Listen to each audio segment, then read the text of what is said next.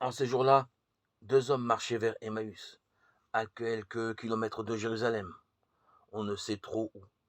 Vers Emmaüs, c'est-à-dire vers le néant, le lieu des espoirs perdus. Ils n'en pouvaient plus. Ils étaient à bout de rêve et d'enthousiasme. Ils s'étaient donnés au mouvement de Jésus, donnés tout entier, certains qu'ils délivreraient le monde du mal. Israël de l'aristocratie du temple et des Romains.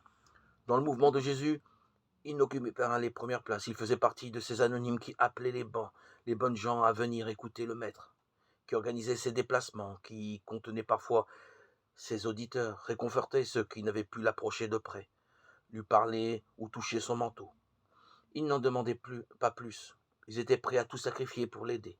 Et voilà, tout était terminé. Il était mort, sans avoir tenté de se défendre, et tous ces gens qu'il avait vus se presser autour de lui, qu'il devait repousser avec vigueur, parfois l'avaient abandonné. Les chefs du mouvement de Jésus eux-mêmes, ses compagnons les plus proches, ceux qu'il avait choisis comme un état-major, ses confidents, s'étaient cachés, effrayés, désespérés.